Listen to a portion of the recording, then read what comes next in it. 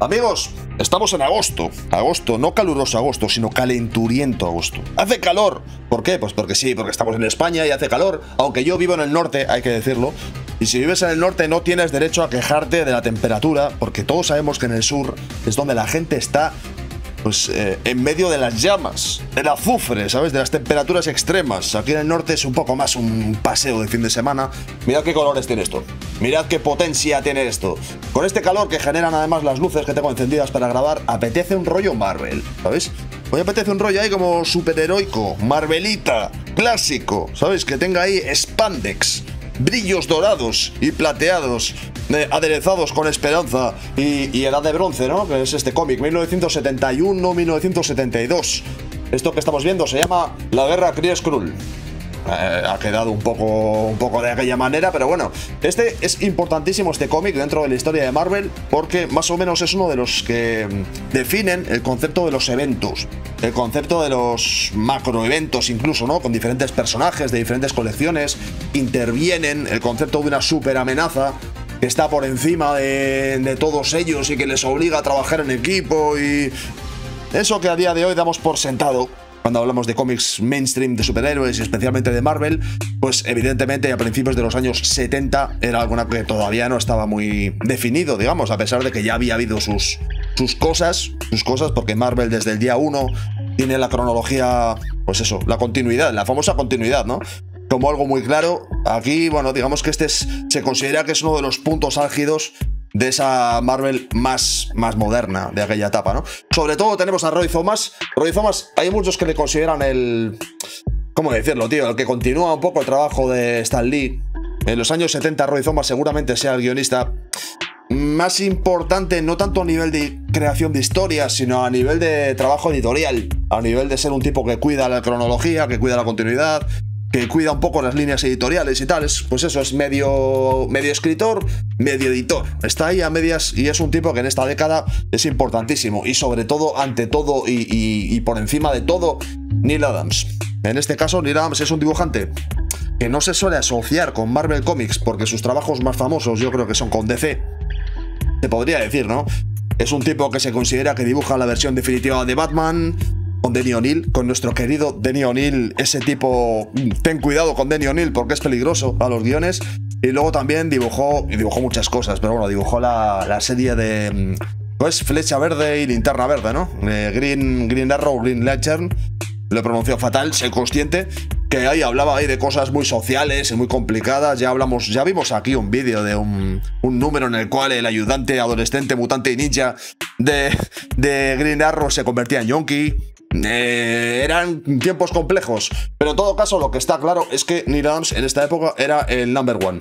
Era el number one. Ya sabéis que en Estados Unidos se suele manejar mucho el término del fan favorite, el concepto del hot artist también, ¿no? El artista de moda, el favorito de los fans, el tío que vende, que en sus portadas garantizan ventas, que les suele ser colocado en las colecciones más punteras, que suele ser el más imitado también, ¿no? El que marca diferencias. Y sin duda alguna, si estamos yéndonos a principios de los años 70, Neal Adams era el hombre. Neal Adams era el referente de su época, el tipo que estaba, pues eso, marcando lo que se considera un dibujo espectacular en un cómic de superhéroes.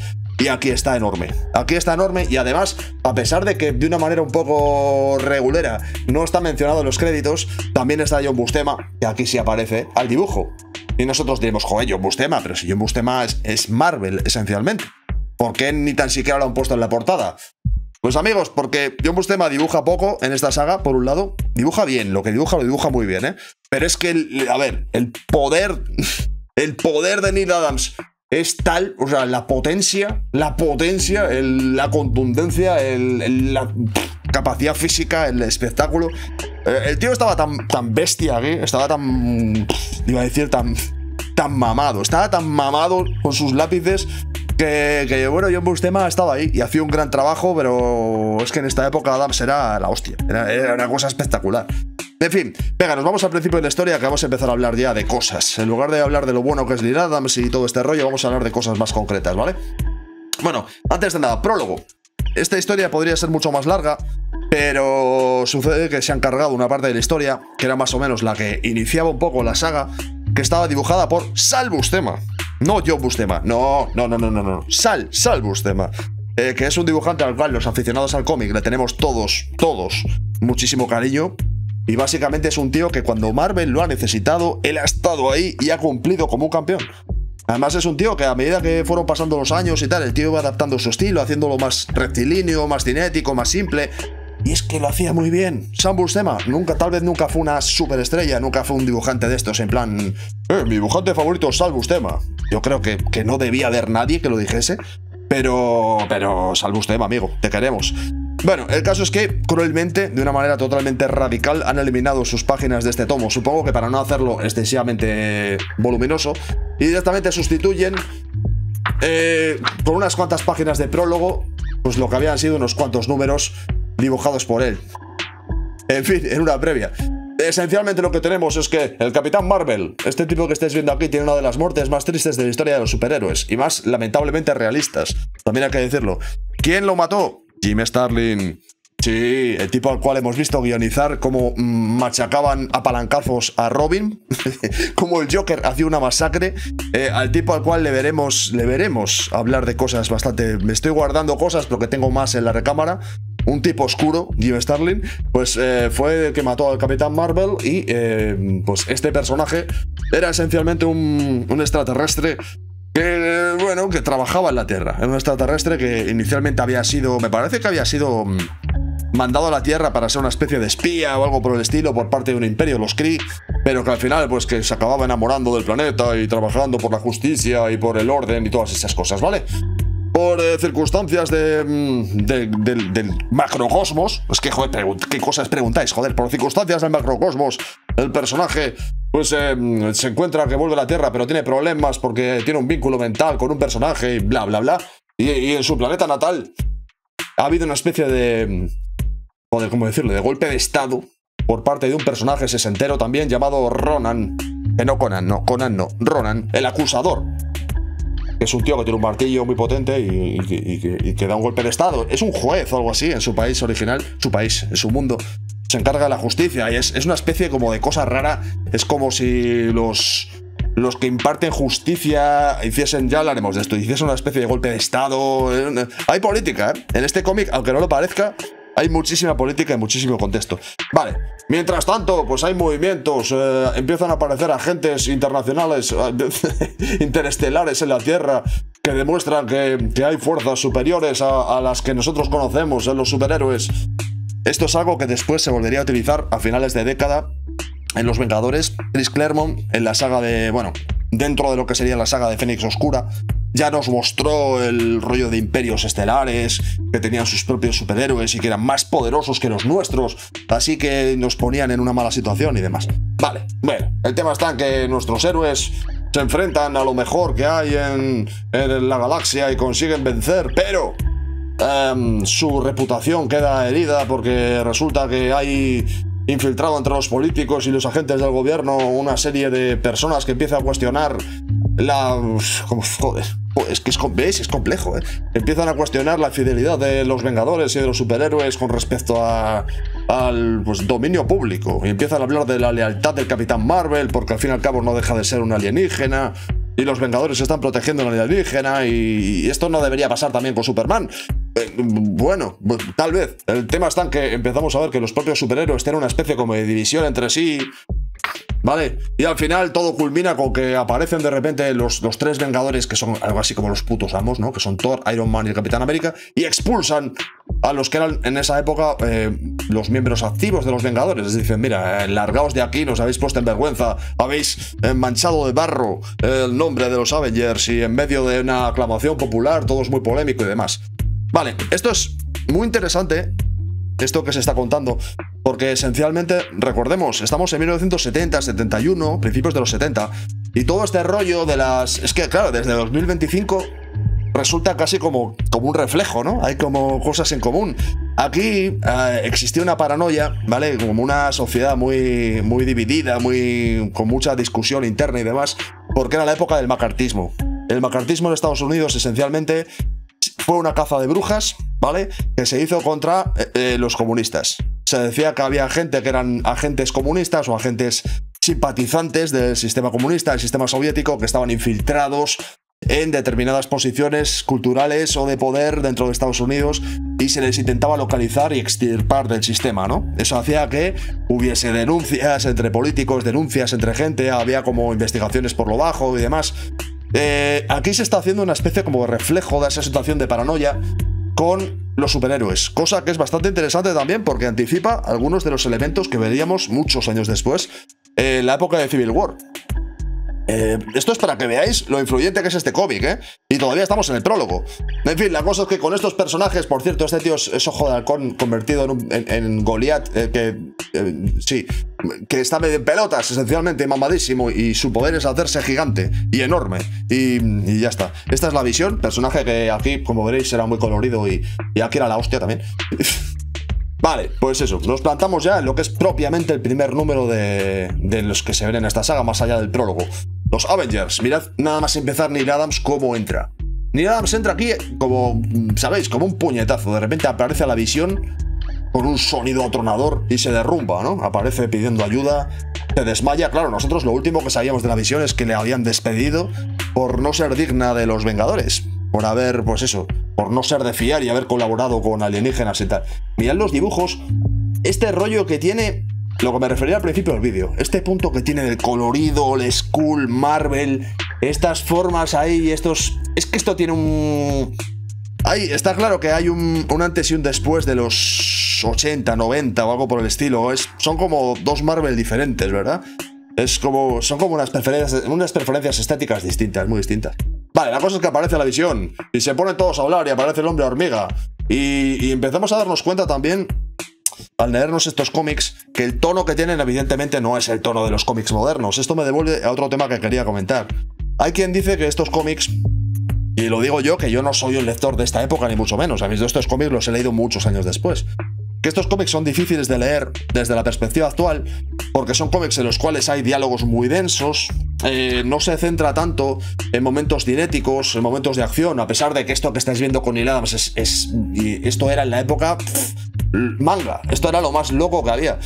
Pero siempre se decía que eran cómics espesos, de muchas viñetas, de mucha narración y demás, y que desde una perspectiva moderna que resultan lentos de leer. Y que eso hace que se dificulte, ¿no? Para los nuevos lectores. Yo defiendo que de la misma manera que cuando vas a ver una película de los años 70, por ejemplo, tú como espectador eres quien tienes que tomar la decisión y tienes que tomar el punto de vista de decir, voy a ver una película de los 70. Es decir, no voy a pretender que la película se amolde a mis gustos de 2025, sino que yo como espectador tengo que sentarme con la mentalidad de que voy a tener que apreciar los puntos positivos de esta película. ¿Qué es lo que se valoraba en esta época? Pues determinado tipo de encuadres, se le daba más valor a los diálogos porque había menos posibilidades para rodar escenas de acción, por ejemplo, se cuidaba más tal vez la composición de los planos, la fotografía, el lenguaje, no, esencialmente el lenguaje. Y aquí pasa lo mismo, si te vas a leer este cómic, tú como lector tienes que decidir conscientemente, tienes que aceptar las reglas del juego, no esperar que este cómic se sienta como un cómic de 2025. Yo no considero que se quede anticuado, sino que simplemente responde pues, a un tipo de lectura la cual tienes que aceptar si quieres disfrutar este cómic, y si no, no lo disfrutas y todos están contentos, ¿no? En este caso, yo os digo, esto es lo más moderno que había en esta época, ¿eh? Otra cosa que sucede con este cómic, mirad qué dibujazos, amigos, es que recordemos que esto es del 71. Es decir, Marvel realmente aquí no tenía tantos años de existencia, no tenía tanto pasado. De hecho, las historias que se están aquí recuperando son muchas de personajes de la primera época, de Stan Lee, Jack Kirby y demás. Y sin embargo, el dibujo, que ya lo estaréis viendo, es pues tremendo. O sea, espectacular, bombástico, potentísimo. Mirad qué tremenda página doble. O sea, esta tremenda página doble en el 71, esto era sacársela y ponerla, o sea, al máximo nivel. Contrasta este dibujo, que para la época era súper moderno, súper de personajes grandes y todo con mucho dinámico y tal, contrasta con que el guión realmente no es tan moderno como los dibujos. El guión realmente se parece más a los cómics old school de Marvel, cuando el dibujo a veces te está sugiriendo que es más maduro, tal vez, que es más moderno. Entonces hay como una especie, hasta que empiezas a pillarle el tranquillo a esta historia, te deja un tanto, puede ser que te deje un poco descolocado. Bueno, a ver, la Visión está en coma, ¿ok? Aparece el hombre hormiga, dice, sí, vale, de acuerdo, pues no sabéis lo que ha pasado, pero la Visión está en coma, Capitán América, Thor, tenemos que ayudarlo, voy a miniaturizarme y voy a entrar en su cuerpo. Esto que estáis viendo es historia del cómic, amigos, ¿vale? me voy a hacer de un tamaño minúsculo y como una película que se hará unos cuantos años después, pues me voy a miniaturizar y voy a entrar en el cuerpo de la Visión. La Visión, recordemos que es un androide humanoide, así que en su interior tiene sistemas de defensa. Esto que estáis viendo son planos del hombre hormiga enfrentándose a los, pues eso, sistemas de defensa internos de la Visión. Mirad qué dibujos, Mirad qué dibujos, ciencia ficción potente, cómic de superhéroes, dramatismo máximo. Si os fijáis, además, Neil Adams era súper moderno también, en el sentido de que le daba toda la potencia a los personajes. No es un tío que los puede dibujar, los fondos, me refiero, fondos y detalles técnicos y demás. Es un tío que lo puede dibujar perfectamente porque es un gran dibujante, gran dibujante, pero era un tío que conscientemente trabajaba con el dramatismo siempre de la figura humana, con la cara, con la expresión corporal de los personajes y demás. No, mirad qué página. O sea, en serio, amigos. En serio, 1971. O sea, mirad esto, en serio, O sea, ya quisieran en Image Comics, en fin, hacer esto. En fin, tremendo. Bueno, la cosa es que, bueno, la aventura es eso, que conseguirán estar dentro de la Visión. Encontrarán lo que está haciendo que la Visión esté en coma. Ya sabéis, todo esto no deja de ser más que un viaje prodigioso dibujado de una manera máxima. O sea, mirad qué páginas, muy loco. Y finalmente, pues lo conseguirá, ¿vale? O sea, a ver, voy a pasar páginas porque si no el vídeo va a quedar demasiado largo. Vale, una vez que la Visión regresa, dice, bueno, ya por fin estoy otra vez aquí consciente y demás. Aunque, bueno, no es por vosotros, Vengadores, ya que nosotros nos expulsasteis de vuestro grupo y demás. Vale, los Vengadores dicen, pero con unos diálogos bastante antiguos, hay que decirlo. Nosotros no os hemos expulsado de ninguna parte, amigos. Nos estáis traicionando en falso, amigos. Y la Visión dice, ¿what? ¿De qué estamos hablando? Y aquí es donde se nos introduce un concepto que después será pues mencionado mucho, ¿no? El concepto de que de repente, pues esos jueces que había, esa justicia, esos compañeros que estaban señalándose los unos a los otros, en realidad no era más que la recuperación de unos archivillanos, de unos antagonistas que aparecían dibujados. Esto era una ¿cómo decirlo? Una mención, ¿no? A los aficionados al school de Marvel. Vacas. La Visión de repente cae en medio de unas vacas y nosotros decimos, ¿what? Pero es que resulta que estas vacas se acaban convirtiendo en... inicialmente los Cuatro Fantásticos, lo cual era como en plan de... no puede ser, estaré soñando. Vale, a ver, todos sabemos lo que pasa aquí. En la primera racha de los Cuatro Fantásticos de Stan Lee y Jack Kirby apareció unos personajes que eran los Skrulls. A ver, no estoy haciendo spoiler porque el cómic se llama La Guerra Kree-Skrull. Pues había unos personajes llamados los Skrulls que para no matarlos, ya sabéis que era una época en la cual había que tener cuidado con matar y con violencia y esas cosas. Lo que hacían los Cuatro Fantásticos era hipnotizar a estos extraterrestres y obligarlos a convertirse en vacas.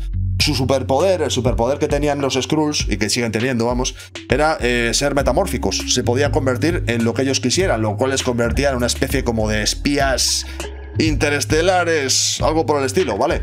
Y el tema está que aquí pues descubrimos que esas vacas, esas tibias y, en fin, inofensivas vacas, finalmente habían recobrado su conciencia extraterrestre y aquí estaban replicando los poderes de los Fantastic Four. Por cierto, hice vídeo hace poco con respecto a la película y estos se enfrentan a los Avengers, bueno, a los Avengers expulsados que aparecen aquí, ¿no? Mirad qué páginas, una vez más, la cosa es espectacular. Y bueno, pues evidentemente ganan. La Visión consigue largarse, ya sabéis que la Visión tiene el poder de hacerse, ¿cómo sería? Inmaterial, ¿no? La Visión consigue huir, pese a que sus compañeros han sido derrotados, solamente para encontrarse con los pesos pesados de los Avengers y pedir ayuda. Y los Avengers dicen, nos han engañado, nosotros no fuimos. Está claro que hay espías entre nosotros. Y nosotros como lectores decimos, oh, es una historia de espías. Vale, y aquí tenéis, en el espacio interestelar tenemos al Capitán Marvel con los Skrulls. Claro, esto estaba lleno de drama porque el concepto es que el Capitán Marvel es un Kree, o sea, pertenece al Imperio Kree, es un extraterrestre que pertenece, igual que Superman es un kryptoniano, pues el Capitán Marvel es un Kree.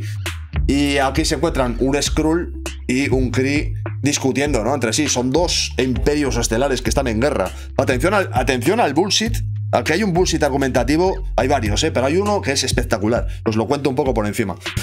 La Tierra, nuestro planeta, el planeta Tierra, está justo en medio de las áreas de influencia de los dos imperios. O sea, si aquí en esta línea se dividen donde están las dos fronteras, entre los dos, la frontera, bueno, entre el Imperio Kree y el Skrull, justo aquí en medio está la Tierra. ¿Por qué? Porque a los guionistas debió hacerles gracia y decidieron que la Tierra fuese una especie de lugar súper geoestratégico en una guerra cósmica, y eso provocase que estos tipos verdes, pues que eso, que quisieran enfrentarse a los Kree. En fin, vale, que sí. Os voy a enseñar escenas de acción. En esta época, a ver, estos cómics de tanta acción, ojo, de tanto puñetazo y tanta llama y tanto personaje gritando y demás, esto no era habitual, amigos. Esto era la pura testosterona que nos daban estos artistas. Ya han salido los Fantastic Four, sale ahí... Mira cómo se libera con tremenda energía en Capitán Marvel. Vale, a partir de aquí habrá como... La cosa es que aquí habrá como dos líneas de historia. Por una parte, voy a seguir pasando páginas porque si no el vídeo se va a hacer muy largo. Mira, lo que sí, echale un ojo a las páginas, que es que son sensacionales, son increíbles. Mira, aquí, vamos, tremendo. Sí que aparecerá por ahí un Bustema, de repente apareceremos, reconoceremos sus dibujos. Aparecerá un Bustema de repente. Que la verdad es que, joder, es que es un Bustema. Y en esta época, Bustema, ojo, los 70 es cuando dibuja con el Bárbaro y todos los de la espada salvaje y todo este rollo. A ver, John Bustema, cuidado con John Bustema. Es otro de mis dibujantes favoritos, sobre todo de mis dibujantes clásicos de todos los tiempos. Bueno, aquí tendremos una cosa que yo creo que es bastante magistral de esta historia, que es el rollo de que, vale, nos están mostrando el tremendísimo quilombo cósmico, ¿vale? Tenemos tremendo quilombo cósmico. Los Kree y los Skrull tienen una guerra entre sí. Además, los Kree resulta que han tenido una especie de golpe de estado interno y tienen una inestabilidad política de la hostia. O sea, tenemos tremendo quilombo, pero es que en la Tierra, al mismo tiempo, también hay un problema inmenso, lo cual obliga a los superhéroes a dividirse. O sea, tal vez si los superhéroes más poderosos de la Tierra se uniesen todos y fuesen todos al espacio a enfrentarse a los malos, pues tal vez habría una posibilidad de vencer. Pero aquí tenemos en la Tierra, por un lado, una conspiración interna entre los políticos. Por otro lado tenemos, que aparecerá en algún momento, bueno, estos son los mandroides. Mirad cómo están dibujados los mandroides de S.H.I.E.L.D. que aparecen de repente. Claro, S.H.I.E.L.D. es una representante de los políticos. Es una, quiero decir, ¿cómo sería? Es una agencia, ¿no? de defensa interior de Estados Unidos, así que básicamente pelean contra los superhéroes aquí. Que recordemos que los superhéroes aquí son mostrados un poco como proscritos. Muy similar, en serio, al flow que tenía Civil War con los superhéroes que no quisieron firmar el tema aquel de que sus identidades fuesen registradas y demás. Buena historia, por cierto, A ver, mira que a mí los cómics de Marvel de esa época no me terminan tampoco de gustar muchísimo, porque me parece que son como sagas tan grandes que no sabes dónde terminan. Pero por lo menos la idea base de Civil War me pareció siempre muy interesante. En medio de todo eso aparece este personaje que estáis viendo aquí. La página que estáis a punto de ver es historia del cómic también. Esta página, esta se considera súper icónica. El personaje se llama Tritón y pertenece a una familia de personajes de Marvel que son los Inhumanos. Familia de personajes que Marvel ha intentado explotar de millones de maneras a lo largo de la historia durante la temporada, intentando incluso que sustituyesen un poco a los mutantes. No está mal, es una buena familia de personajes. La cosa es que, bueno, los Inhumanos son una especie como de raza... Realmente es una raza mutante. Es una especie de raza mutante que vive también entre nosotros y tal, pero que vive como apartada de la sociedad, ¿vale? Y aquí han tenido un ataque dentro de su ciudad. Ellos viven en una especie como de ciudad propia, ¿vale? Son como una especie de microsociedad. Ya han tenido una especie de ataque propio por parte de un tipo que está intentando ocupar el poder. No os voy a explicar la historia de los Inhumanos porque tal vez para otro vídeo es muy complicada. Pero bueno, funcionan un poco como una especie de Juego de Tronos, para entendernos, con familias de dirigentes y tal. Y en un momento dado lo que nos cuentan es que, bueno, que los Vengadores van a necesitar lanzar ayuda, por un lado, los Inhumanos, para que puedan recobrar, para que su líder, Rayo Negro, tremendo líder, por cierto, pueda recobrar el poder. Y por otra parte, pues habrá que mandar al espacio a otra parte de los superhéroes para que, pues, peleen en la guerra, ¿no? Este que estáis viendo aquí es el antiguo... Joder, es que como veréis es muchísima información, ¿eh? Estoy intentando decirlo de una manera un poco fluida, pero este cómic... Este cómic tiene mucha información. Este personaje que estáis viendo aquí es la inteligencia suprema. Este era el antiguo líder de los Kree, que había sido que le habían hecho un golpe de estado. Ya os había dicho antes que hay un personaje llamado Ronan, el acusador, que básicamente hace un golpe de estado y la anula, ¿vale? Le acaba cortando sus conexiones. Es un personaje súper interesante porque nos habla de que los Kree, ese imperio espacial, está liderado por una especie de inteligencia suprema, nunca mejor dicho, que es una especie de IA, es una especie de inteligencia artificial que se compone de las memorias y las experiencias de todos los líderes Kree que ha habido en las anteriores generaciones. O sea, es como... Tiene sentido. Es un ChatGPT. Es un ChatGPT que les gobierna, ¿vale? Entonces, bueno, pero en algún momento supongo que de mucho poder y mucha potencia, pues le quitan el poder y eso hace que, bueno, que nuestros héroes decidan que habéis estado jugando con nuestro planeta, así que nosotros iremos a nuestro planeta y jugaremos con vuestras cosas. Qué portada. Dios, esto es la visión. A ver, una de las cosas que tenía la visión era el rollo de tener un carácter muy templado, porque era un androide y tal, entonces este rollo de verle reventando algo a puñetazos era como... Dios, se ha liberado, ¿sabes? Mirad aquí los Avengers con Nick Furia. ¿Nick Furia es blanco? Sí. Vale, sí. Pasamos páginas, mira. Os recuerdo otra cosa, amigos. Estamos, una vez más, estamos en el 71-72. Os lo había dicho ya unas 80 veces en este vídeo, ¿verdad? Star Wars, ¿sabéis de qué año es la película, no? No sabéis de qué año. Vale, id a mirarlo. Haced una cosa. Tomad vuestro móvil, buscad Star Wars cuando la película de qué año es y volvéis. ¿Vale? Pues eso. Que tenemos una guerra espacial con imperios y mirad estas naves, qué diseño tienen y cómo vuelan y... Dios, es tremendo. Esto es como ver, Dios, estamos viendo a nuestros héroes como si estuviesen en una Star Wars. Dios mío. Ah, no, que Star Wars no... Vale, perdón. Vale. Sí, es como un space opera protagonizado por superhéroes. ¿Qué puede salir mal? Mira, Dios, mirad qué páginas. Y aquí de repente pues nos vemos en medio de todo el quilombo. Empezamos a entender pues que estos imperios estelares tienen mucho más poder que la raza humana, evidentemente. Y habrá muchas batallas. Esto a mí, a ver, esto es lo que os decía antes. Hace un rato os dije que el dibujo, tanto de Neil Adams como de Buscema, más el de Neil Adams en este caso, pero bueno, hacía que este cómic se viese más moderno de lo que realmente es.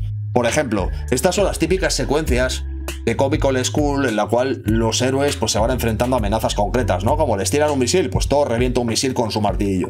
O les lanzan unas no sé qué energéticas, pues Iron Man con sus rayos repulsores los quita. O sea, son los típicos retos puntuales que son muy clásicos del cómic ahí Old School. Pero es que el dibujo aquí, tíos, lo hace parecer tan moderno que no te puedes creer que el guión sea tan simple por momentos. Sin embargo, las páginas son súper bonitas, ¿no? Mira, es que, joder, esto es mucho tema, ¿eh? Para el que le guste Marvel clásico, esto tiene toda la esencia. Vale, a ver, voy a ir acelerando un poco porque no quiero que, ya os digo, que el vídeo se está haciendo muy largo. Mirad Ronan, qué cara de mala hostia tiene. Bueno, llegaremos a Rick Jones. Este tipo que estáis viendo aquí, básicamente Rick Jones es el personaje comodín de Marvel. O sea, se le ha conocido como ayudante de Capitán América, como el chico ayudante amigo prácticamente hermano de Hulk, como el ayudante barra hermano del Capitán Marvel. O sea, ha estado en todos los quilombos del mundo, ha estado en todas las operaciones del mundo. Hace poco le vimos matar a Saddam Hussein en un cómic de Hulk, para que os hagáis a la idea. Y aquí pues se está poniendo chulo con un dictador espacial. Vale.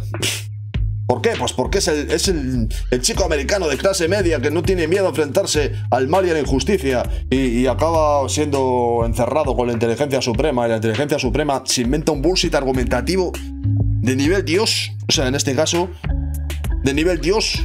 Mira qué dibujo. Eso sí, pues claro, con un dibujo que tira de espaldas. Aquí tenemos a John Buscema. Ni nada, yo no sé por qué no dibujo esta parte, imagino que no llegaría. Pero no pasa nada porque Buscema es la hostia, así que no hay problema.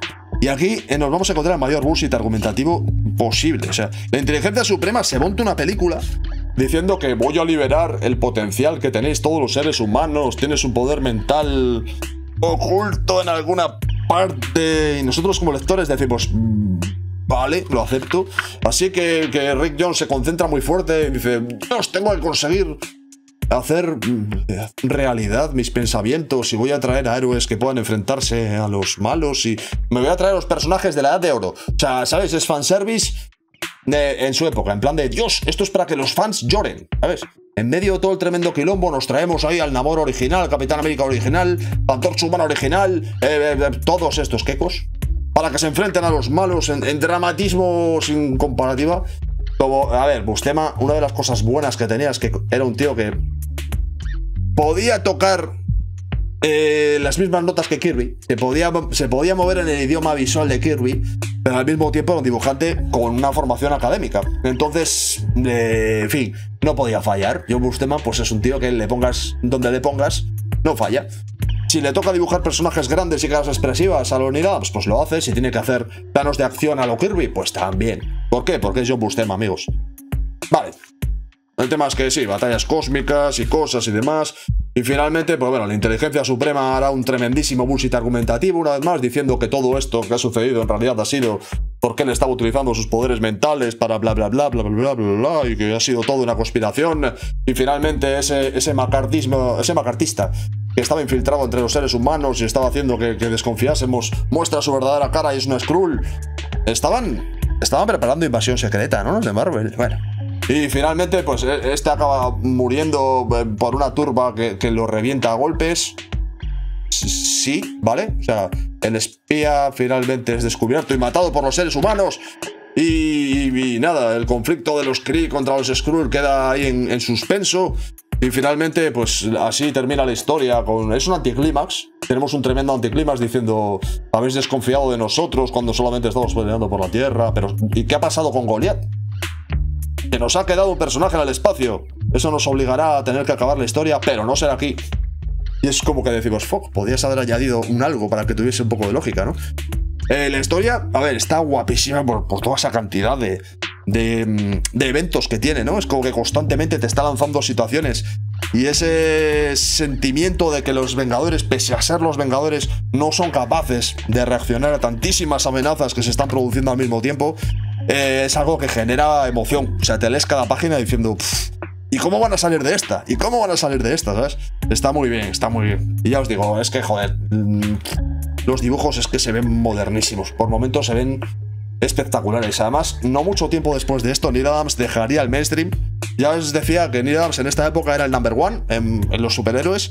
Pero muy poquito después dejaría el mainstream, supongo que cansado, y montaría sus propias editoriales. Me parece que es Continuity Comics por su propia cuenta, y básicamente se dedicaría a hacer un poco lo que le apeteciese. Ya se salió un poco de la rueda de los cómics así comerciales y demás, y dejó paso pues a los siguientes, ¿no? La siguiente generación ya serían seguramente pues los George Pérez, por ejemplo, los John Byrne, tal vez, ¿vale? Que serían un poco la siguiente gran generación. Por el camino habría otra gente, pero bueno, no sé exactamente cómo cuadrarían. En fin, potencia.